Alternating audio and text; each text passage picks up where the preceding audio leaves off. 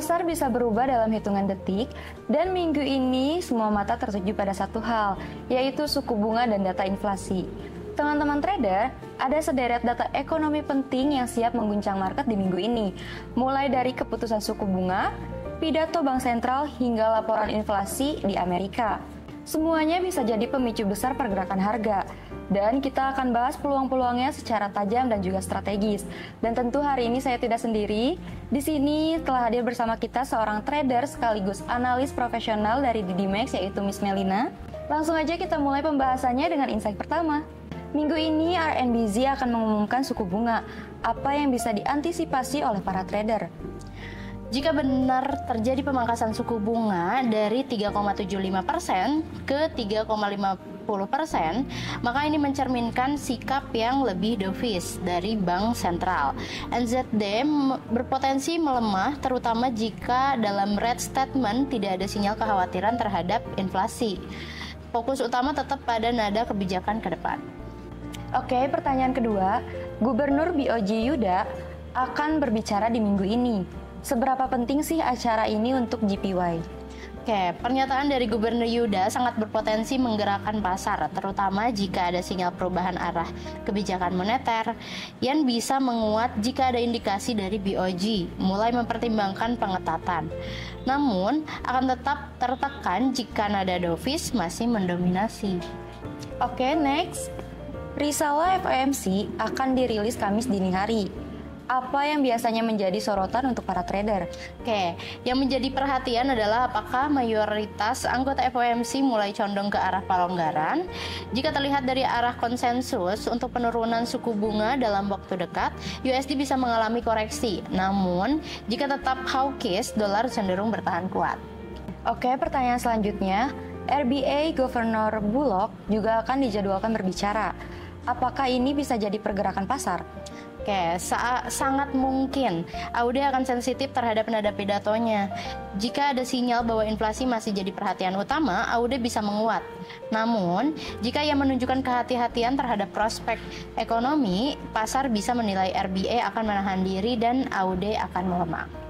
Oke, pertanyaan kelima, data inflasi CPI Amerika Serikat akan dirilis di minggu ini.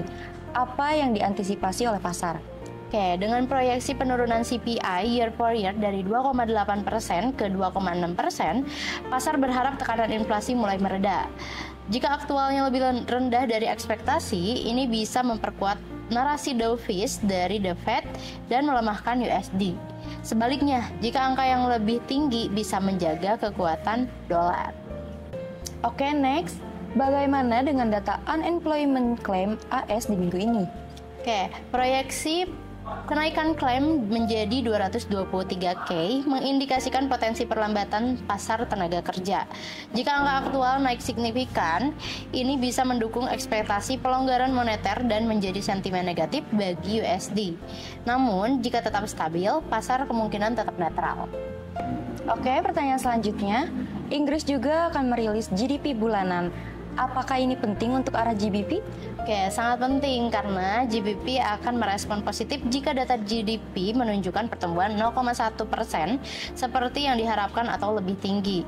Namun jika kembali negatif, itu menandakan lemahnya pemulihan ekonomi Inggris dan bisa menekan nilai tukar sterling.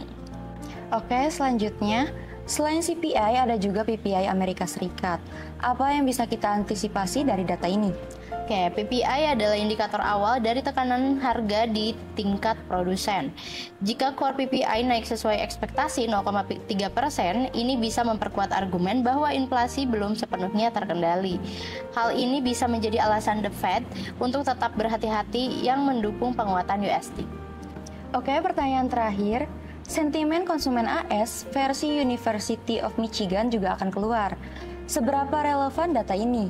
Oke, sentimen konsumen dan ekspektasi inflasi memainkan peran penting dalam kebijakan The Fed. Jika indeks sentimen tetap lemah, namun ekspektasi inflasi bertahan 5,0% atau lebih tinggi, maka ini bisa jadi kombinasi yang dilematis. Pasar akan menilai apakah The Fed lebih fokus pada pertumbuhan atau inflasi, dan itu akan menentukan arah USD ke depan. Itu dia rangkaian insight dari Miss Melina untuk pekan ini. Kalau teman-teman merasa video ini bermanfaat, jangan lupa tinggalkan komentar, like, dan juga share ke teman-teman trader lainnya. See you!